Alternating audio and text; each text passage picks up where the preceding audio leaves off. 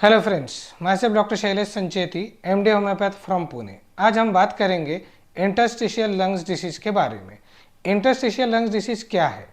जिसके अंदर लंग्स के अंदर स्वेलिंग यानी कि इन्फ्लेमेशन होता है, साथ ही साथ लंग्स के अंदर स्कार क्रिएट होते हैं। अब ये स्कार क्रिएट होना और उसके साइन सिम्टम्स क्या है उसके बारे में हम अभी आगे बात करेंगे।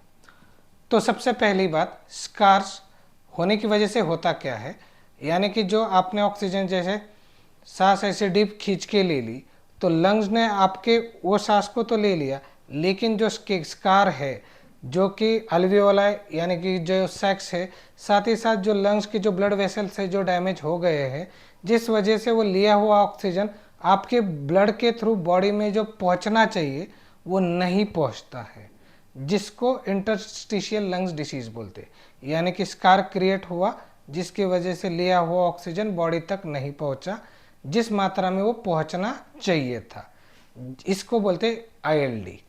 अब इससे क्या होगा, तो ऑक्सीजन कब मिलेगा तो टायर्डनेस रहेगा, एग्जॉस्टेड फील रहेगा, ब्रेथलेसनेस रहेगा, कभी कभी खांसी भी बढ़ी हुई रह सकती है। ये सब चीज़ें इंटरस्टिशियल लंग्स डिसीज में होती है।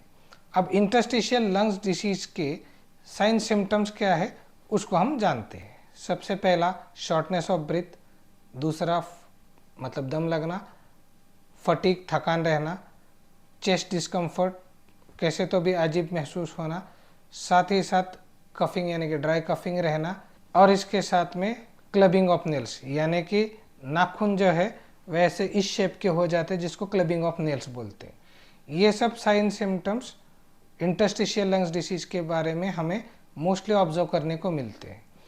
अब बात यह है कि ये इनिशियल फेज में सिम्टम्स आ सकते हैं, लेकिन ओवर द टाइम ये सिम्टम्स की सीवियरिटी बढ़ती भी जाती है, जो कि हमने बहुत सारे पेशेंट्स में देखा है।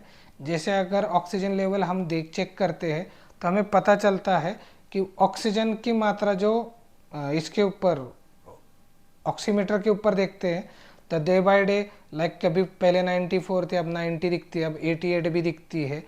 तो ये भी चीज़ें देखने को मिलती है। इसलिए इंटरस्टिशियल लंग्स डिसीज ये एक ऐसी बीमारी है जिसको वक्त रहते ही ठीक करना चाहिए, ना कि टाइम बीइंग के लिए सिर्फ दवाई लेके ढकेलना चाहिए। अब बात करेंगे किस वजह से, यानी कि कौन से कॉजेस है जिसकी वजह से इंटरस्टिशियल लंग्स डिसीज होता है। सबसे पहली बात, अगर कोई भी ऑटो इम्यून डिसीज़ है जैसे रूमेटॉइड आर्थराइटिस है, एसएलई है, या मान लीजिए स्क्लेरोडर्मा है, ये बीमारियाँ, या फिर अगर जैसे पार्टिकल्स के बारे में देखेंगे तो जैसे सिलिकोसिस है, या बैक्टीरियाज है, फंगाई है, या टोबैको है जैसे उसका जो धूल मिट्टी है, या कोई जैसे मेटल की चीज़ें हैं जो इंजेस्ट हो जाए, इसके साथ साथ सार्काइडोसिस, इस सब चीज़ें अभी जैसे अभी रिसेंट में हमने देखा जैसे कोविड आया था तो जिसकी वजह से इन्फेक्शन होके भी लोगों को आईएलडी की शिकायतें हो गई। साथ ही साथ कोई ओल्ड बीमारी हो जिसके वजह से लंग्स के अंदर स्कार क्रिएट हो गया हो, जैसे लॉन्ग स्टैंडिंग ब्रोंकाइटिस ब्रोंकियोस्टासिस में जब कन्वर्ट होता है तो जो स्कैरिंग होगा जिसकी वजह से लंग्स के जो अल्वियोलाई और जो ब्रोंकस है वो उसका जो परफॉर्मेंस है वो हैम्पर हो जाए, या फिर किसी कारणवश इंजरी हो जाए, या जैसे ओल्ड निमोनिया एक्सट्रीम लेवल पे हो गए जिसके लिए ओवर द टाइम बहुत लॉन्ग टर्म हेवी मेडिसिन चले जिसके वजह से लंग्स के टिश्यूज डैमेज हो गए, या हेवी मेडिसिन जैसे over the long time medicine लेते हैं, या कोई जैसे ड्रग्स है, या जैसे बैड हैबिट्स में स्मोकिंग है, इन सब चीज़ों के वजह से आईएलडी होने के चांसेस ज़्यादा होते हैं। इसीलिए आईएलडी के कॉजेस को अगर हम समझते हैं तभी हम उसको प्रिवेंट कर सकते हैं। इसीलिए इन चीज़ों को ध्यान में रखना बहुत ज़रूरी है। इंटरस्टिशियल लंग्स डिसीज को अगर वक्त रहते ठीक नहीं किया तो कॉम्प्लिकेशन में लैंड अप होगा, जिसके अंदर लंग्स इन्फेक्शन होगा। दूसरा, अगर वहाँ पे क्लॉट हो गया तो वहाँ पे वीनस थ्रोम्बोएम्बोलिज्म होगा। तीसरा, अगर दिक्कत और बढ़ गई तो पल्मोनरी हाइपरटेंशन भी हो सकता है। इसी के साथ साथ फिर right sided heart failure, respiratory failure या लंग्स फेलियर। या फिर लंग्स कैंसर। सो ये सब कॉम्प्लिकेशंस कब आएंगे? If it is not been treated well. अब इसके अंदर होम्योपैथी के साइंस के हिसाब से हम क्या आपको प्रोवाइड कर सकते? देखिए, होम्योपैथी साइंस में सिर्फ सर्दी खांसी इसके इलाज नहीं होते हैं। जैसे ILD है, इंटरस्टिशियल लंग्स डिसीज, COPD है, अस्थमा है, ये मैं लंग्स डिसीज के बारे में बात कर रहा हूँ।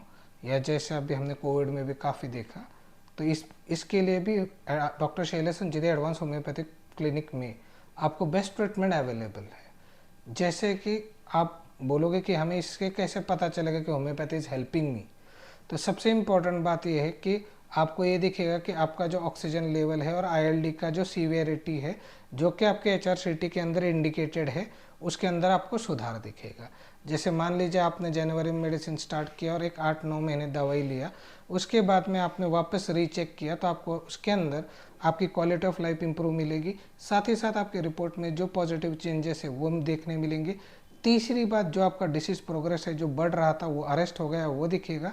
सो वेरी इंपॉर्टेंट इज, कोई भी चीज़ को कॉम्प्लिकेशन में लैंड अप करके फिर रिवर्स करने से better to start early with that approach कि मुझे इससे बाहर निकलना है।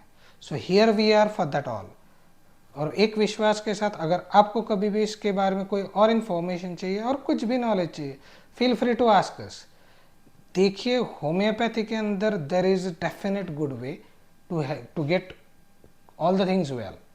अब इसके लिए सिर्फ 2 चीज़ों की रिक्वायरमेंट है कि आपने आपके रिपोर्ट में इन चीज़ों को देखना और उन चीज़ों का इम्पोर्टेंस समझ के आपने हमें कांटेक्ट करना, ताकि आपको इसके बारे में क्लैरिटी मिले और आप उसके लिए आगे एक अच्छी ट्रीटमेंट से एक अच्छी लाइफ जी सको।